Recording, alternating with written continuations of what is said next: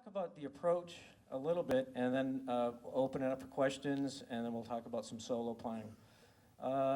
Again, the approach, my approach, pianistic. I'm a piano fan. My CD collection's about 1800, all pianos, players. Going back from, for me, I love jazz, so it's going back from Fats Waller, Art Tatum, all the way to Chick Corea, Keith Jarrett, Brad Mehldau. And we approach the instrument like a piano. Not to say it's all piano based. I get a lot from marimba players and guitar players and you name it. The idea is to really listen to everyone and steal from everyone. And for me, playing piano really helps. So when I was a student at Berkeley, most of my practice, at least half of my practice, was playing piano. I think if you can play something, if you learn a tune on piano, you get on vibes. This is like a toy. Piano is the way to go. So again, it's piano based, and we're utilizing 4 mallets. A lot of different techniques. Let's see, pianistic approach, orchestration and arranging. The thing we're trying to do with the instrument is think arranging, orchestrating. So we might have a violin section playing on top, a cello in the left hand. We might have Alberti bass in the left hand.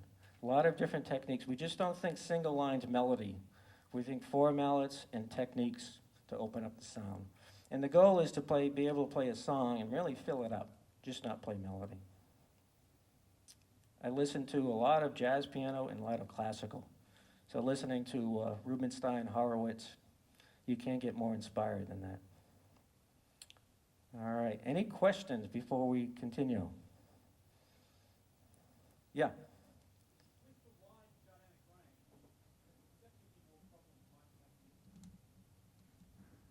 Yeah, the question was, with the wide dynamic range, does it give us problems miking the instrument? It is a problem. I'm a purist. I don't like, for me, I don't like the pickups. They don't work for me. They change the sound too much. Recording in the studio is no problem. I'm very picky with drummers. That's one thing. June can attest to that. You know, I feel like I'm spending 30 years on this instrument to develop nuance. I don't want to go on a gig and have to bash the instrument and lose all the subtlety and nuance. So for me, I'm very picky with drummers and bass players too. I use 2 mics usually, and in most cases it's okay. But it is a problem, and that's one of the disadvantages with the instrument. It's not a loud instrument, and I wish someone would come up with a better pickup system. I've been thinking about it, but it's a lot of work, and it's not a big demand, so I'm not sure if we'll get any of the companies to do that. But you're right, it is a problem. But piano players, same thing. Piano players will play a classical piece. They'll go on a jazz gig and bash, and they lose all sense of technique. So for me, it's not worth it. Many times I'll play with a duo or trio without drums for that reason. I love drummers. I'm a drummer myself. But with the right drummer, it's great. The CD I just did with Lieben is Mark Walker from Boston, plays with Dave Samuels. And Mark is so sensitive. I had no problem with any dynamics. Yeah, any other questions? Yeah. It seems like the loose burden group is maybe partly facilitated by having a little bit of stick grip on the section on it. Yeah, I should have mentioned that, thanks. This is Andre Agassi tennis racket tape. And it fattens up the mallet, and it gives me a little bit better grip. And I think they have other tape, drum tape you can buy, or you can use electrical tape, but that's kind of too slippery. This here is, it's not slippery, and it fattens it up a little bit. And you can experiment with how much you put on. I've had all kinds of configurations with this, but basically this is a very thin layer of Andre Agassi. I don't know if it has to be Andre Agassi tennis racket tape or not. I'm not endorsing anything. How about if I play a tune for you, and we'll get into some solo playing techniques. This is a tune by Louis Bonfoy. It's on my CD with Kenny. called Black Coffee. It's called A Day in the Life of a Fool. It was from a movie, Brazilian movie in the 50s.